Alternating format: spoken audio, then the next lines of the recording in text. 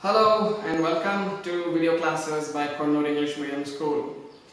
This year you are all going to study in 8th standard and we are starting your English syllabus from today.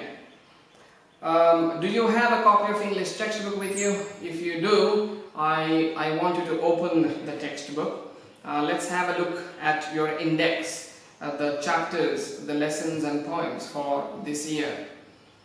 Your English syllabus, along with other subjects, it's been divided into two separate semesters. So there are 4 prose units and 4 poetry units for the first semester and 4 and 4 for the second semester. So what are the prose units for semester 1? The Heavenly Parasol, a story. The Boy Who Sold Wisdom is also a story. Before the Match is also a story. Anandi Gopal, an autobiography, is a life story of a person called Anandi Gopal. These 4 are prose units for first semester.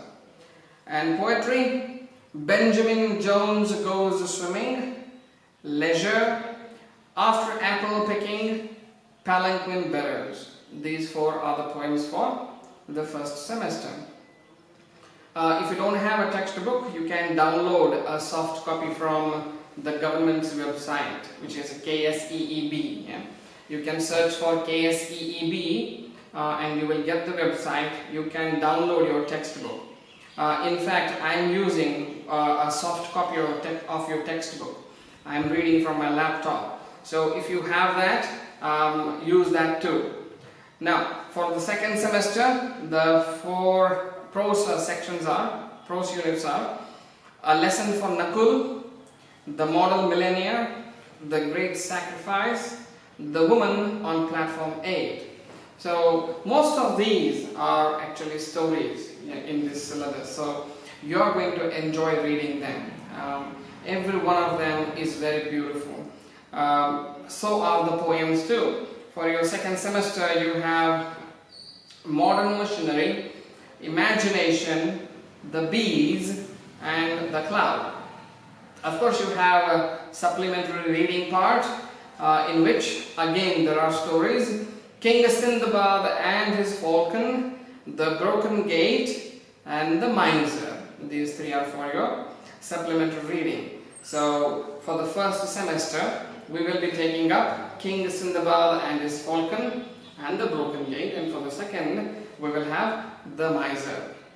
It is important that you understand what your syllabus contains. So these prose and poetry sections, supplementary reading units, you need to at least read them once or twice so that you have an idea what you will be studying this year. Now, today we will pick up the first prose unit, which is the Heavenly Parasol. The Heavenly Parasol is a very interesting story, and I'm sure you love stories. Okay. So what is this story about? This story is about prince and a princess and a big umbrella. Yes, you heard it right, a big umbrella. So what could possibly be in this story? I said a prince and a princess and a big umbrella.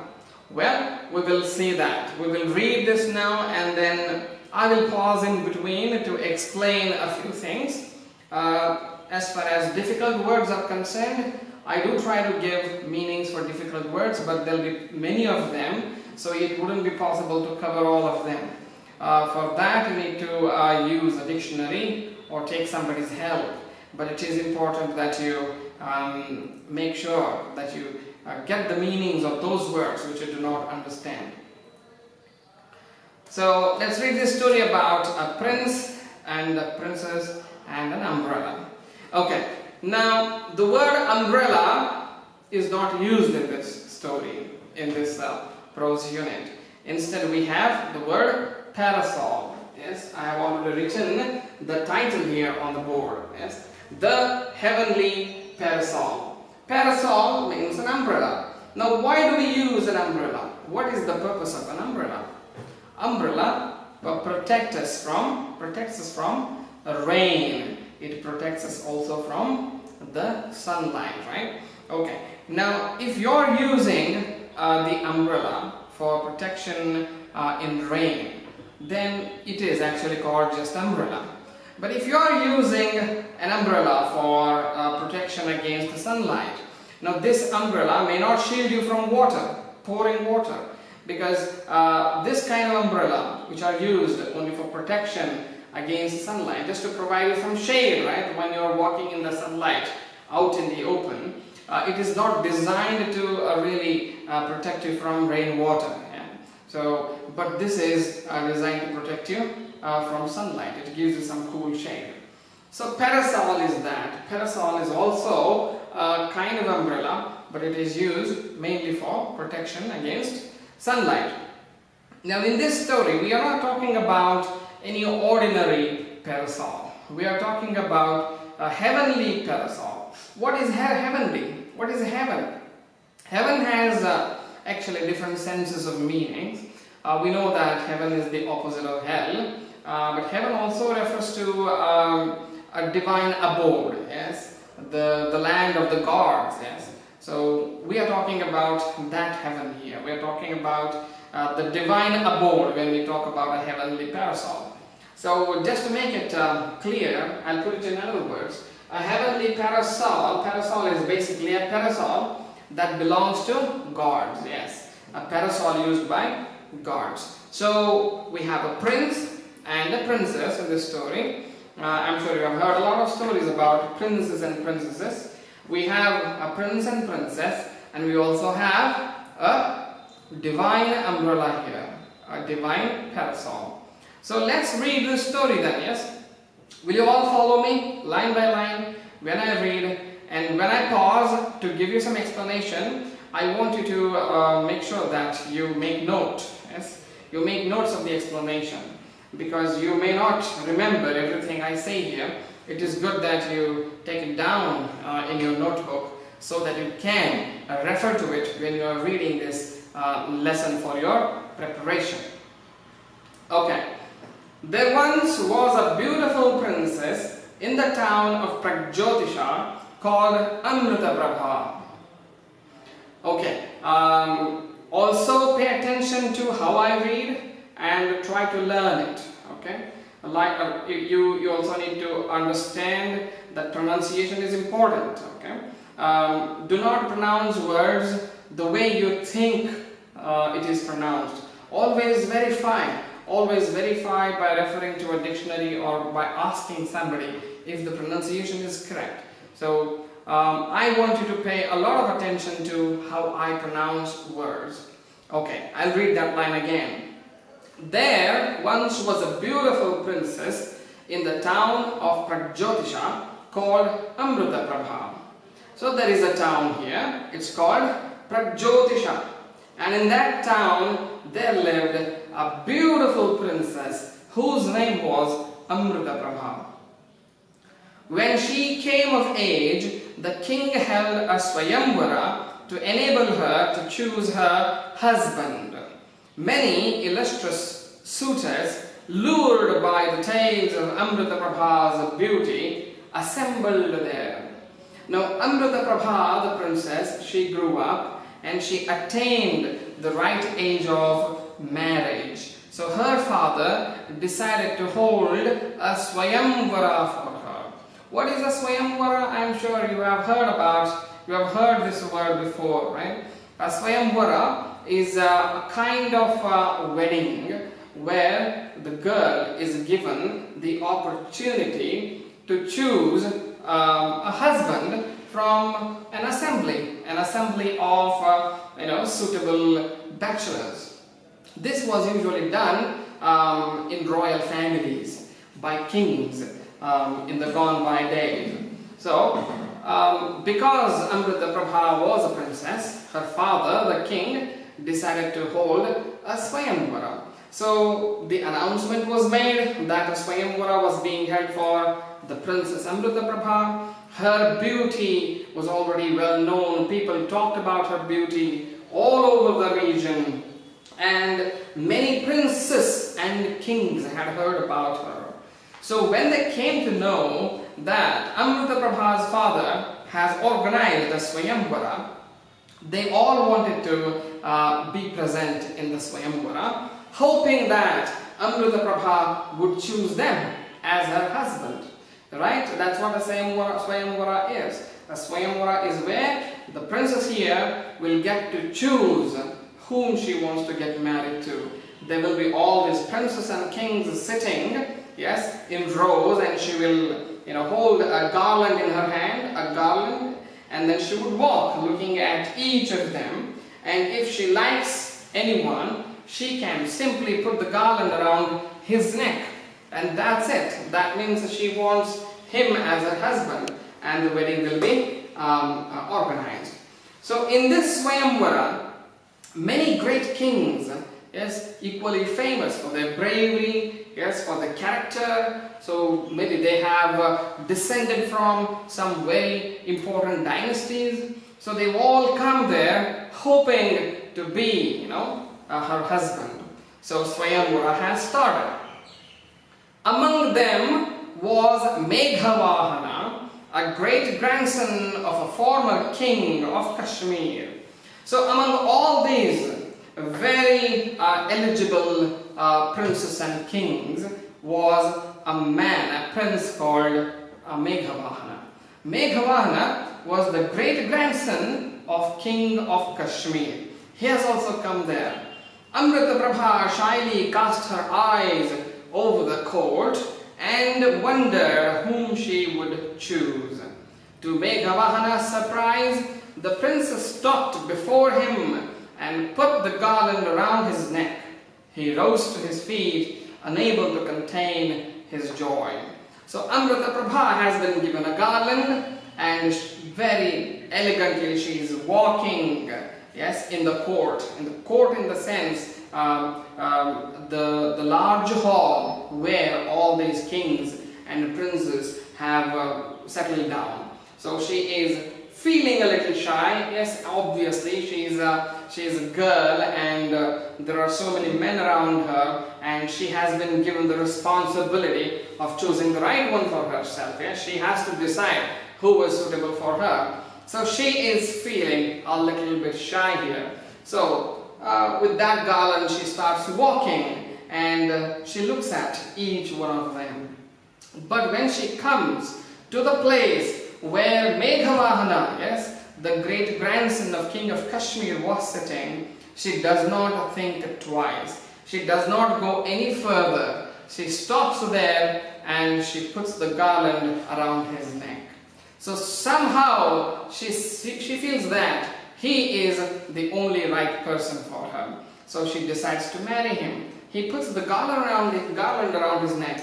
And what about Meghavahana? He is very happy. Maybe he didn't expect that she would choose him among so many eligible princes and kings. But she does, and he's very happy, and he cannot contain his happiness. He springs up, he stands up suddenly, and then the Swayamvara is done. It's over. They both have now become husband and wife. Let's continue. The third paragraph, we are at the third paragraph now. The couple moved forward to seek the king's blessings. Now these two, Meghavahana and Amrita Prabha, they move forward to the place where the king was sitting, the king of Pragjyotisha. Now he is the host, he is the one who has organized this Swayamvara. So, and he is Amrita Prabha's father. So they move to the place where he was sitting. He was sitting on a throne, and they go there to seek his blessings. As the king stepped down from his throne, the priest cried out in surprise, "Your Honor, the Parasol of Varuna has cast its shadow over the prince." Now, at that moment, when this couple, Amrita Prabha and Meghavahana, approached the king, and the king stepped down from the throne to bless them, something happened. What had happened was, the parasol, a divine parasol, had cast its shadow over Meghavahana. And who had noticed it first? The priest. There was a priest present in the Swayamvara, obviously to carry out the religious ritual of the marriage. So he noticed that a beautiful divine parasol was casting its shadow over Meghavahana.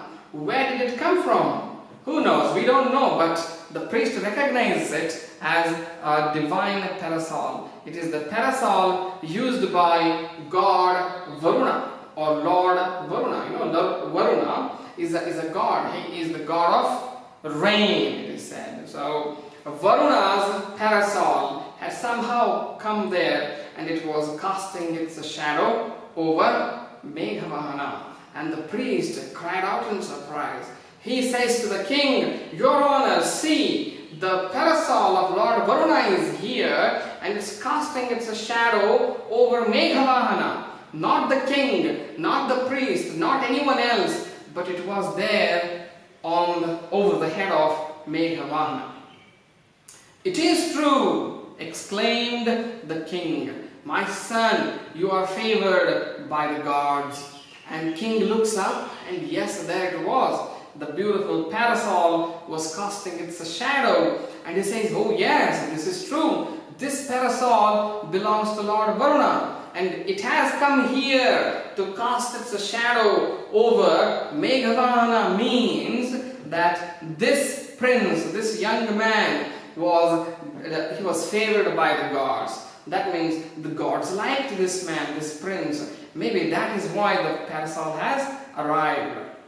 Meghavahana looked up in surprise, wondering at the meaning of these words. All at once he saw by his side a beautiful, dazzling white parasol with exquisite decorations that was casting its shadow over him. But Meghavahana did not immediately understand what the priest and the king were saying. They were talking about some parasol, they were talking about Meghavahana being favored by the gods, but he did not understand what all that meant. So he also looked up and he saw that right by his side the parasol was there over his head, and it was indeed casting its shadow over him. And how was the parasol? How do we describe it?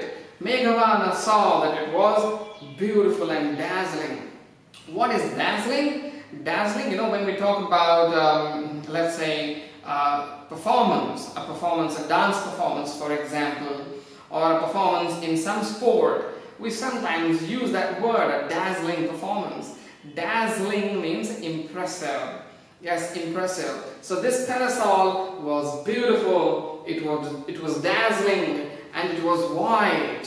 It was pure white in color with exquisite decorations, very delicate and intricate, equally impressive decorations all over it, the parasol. And it was there casting its shadow over Meghavahana. So why were all these intricate, delicate decorations were there on this parasol? That is because this was not an ordinary parasol. This was the parasol of Lord Varuna, God Varuna himself. We will come to know how this parasol came to Meghavahana, okay, in the later part of the story, of course. Right, so this is the parasol of Varuna, the Lord of the seas, explained the king. It cast its shadow on none else but a sovereign of the whole world. You are destined for glory and brilliance. So while Meghavahana is surprised to see that parasol next to him by his side, the king goes on to explain more about the parasol. He says, "This parasol of Lord Varuna has come to you because it knows that you are going to be the sovereign of the whole world. It casts its shadow on nobody else but somebody who is going to be a sovereign of the whole world, somebody who is going to rule the whole world." What is sovereign? Sovereign means, in Kannada we have a word for that, we have a perfect word for that. Sarvabhauma, Chakravarti, Sarvabhauma. That means he is not under the control of some other king. Anybody is called a sovereign when he is not in the control of somebody else. So he is a free ruler. Yes, he is not he is not bound by some rules or policies of some other kingdom or some other king or some other emperor. So he is the emperor himself. So he is not under the control of anybody else. So he is supreme in power and authority. He is supreme. He has supreme command.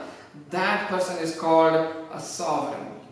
Right? So Meghavahana, even though right now he was a young prince, it is said that he was going to become a sovereign of the whole world. That means he was going to rule the whole world. And the gods knew that. And the Parasol knew that. That's why the Parasol had come to cast its shadow over Meghavahana. Did Amritaprabha know all about Meghavahana, all of this? No, she didn't. But somehow she felt that he was the right man for her. She had chosen him and she had made the right decision, yes? Right. Dazed by these portents and by his good fortune, Meghavahana brought his bride and the divine Parasol back home. So Meghavahana just couldn't believe all of this that was happening. He was there in the Swayamvara, but he did not really expect this beautiful princess to choose him. But she chose him, and then there is this Varuna, a parasol that is casting its shadow over his head, and everybody is talking about how great Meghavahana is going to become as a king and an emperor. So amidst all this, yes, he's very happy, very excited, and also he's equally confused, he's dazed about all these things. So he brings his bride, Amritaprabha, back home. So Swayamvara is over. He has sought the blessings of the elderly in the court, and then he has made his journey back home. Now he has not come back alone, but with him he has Amritaprabha, who is his bride now. Right. So we will stop here, and then we will continue the story in the next class. So I want you to read as much as we finished and underline the words, words like parasol, words like exquisite, words like dazzling, and make note of their meanings, practice them, learn their spelling, learn their pronunciation, and also practice using them in your own sentences. It's very important. We will continue this story in the next class.